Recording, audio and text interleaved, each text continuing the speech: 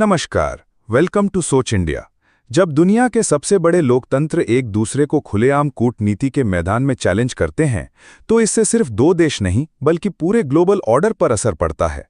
पिछले कुछ सालों में इंडिया और अमेरिका के रिश्ते बहुत गहरे हुए हैं।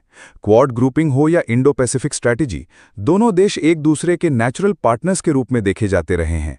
लेकिन इसी दौरान ट्रेड डिस्प्यूट्स, CAATSA सैंक्शंस और ग्लोबल इश्यूज पर डाइवर्जेंट स्टैंड भी सामने आए हैं। यूक्रेन रशिया वॉर के बाद यूएसए ने बार बार भारत को रशिया से दूरी बनाने की सलाह दी, लेकिन भारत ने हमेशा अपनी फॉरेन पॉलिसी को स्ट्रेटेजिक ऑटोनॉमी पर आधारित बताया। अभी हाल ही में external affairs minister S Jaishankar ने मॉस्को विजिट के दौरान अमेरिका को एक टफ मैसेज दिया और कहा कि भारत किसी भी देश के प्रेशर में नहीं आएगा। हमारी पॉलिसी हमारे अपने राष्ट्रीय हितों से तय होगी, न कि वॉशिंगटन या किसी और कैपिटल से। ये बयान तब आया जब यूएसए ने फिर से भारत की रशिया के साथ एनर्जी और डिफेंस डील्स पर कंसर्न दिखाया था। मॉस्को से दिया गया ये स्टेटमेंट सिंबॉलिक भी है और स्ट्रेटेजिक भी।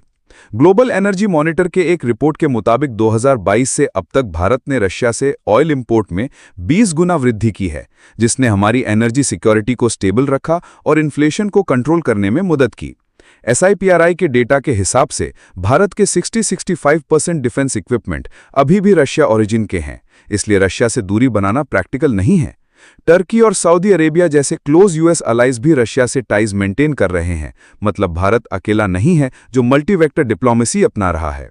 भारत के लिए ये एक बैलेंसिंग एक्ट है। एक तरफ अमेरिका से हाईटेक डिफेंस और स्ट्रेटेजिक एक्सेस मिलता है, दूसरी तरफ Russia reliable oil, defence spare parts और UN में डिप्लोमैटिक बैकिंग देता है।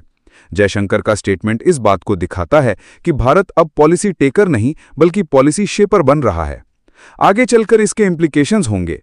इंडिया US टाइज टेस्ट होंगे, रशिया इंडिया बॉन्ड डीपन होगा और भारत ग्लोबल साउथ के लिए एक मॉडल बनेगा।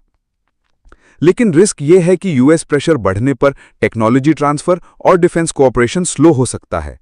तो दोस्तों, जयशंकर का ये बयान एक स्ट्रेटेजिक डिक्लेरेशन है कि भारत अपने राष्ट्रीय हितों को कॉम्प्रोमाइज नहीं करेगा, चाहे सुपर पावर कोई भी हो। आप क्या सोचते हैं? क्या भारत को रशिया के साथ टाइज और स्ट्रेंथन करने चाहिए या लॉन्ग टर्म के लिए अमेरिका को प्रायोरिटी देनी चाहिए? आपका इस बारे में क्या सोच है? कमेंट में जरूर बताइएगा। जय श्री राम।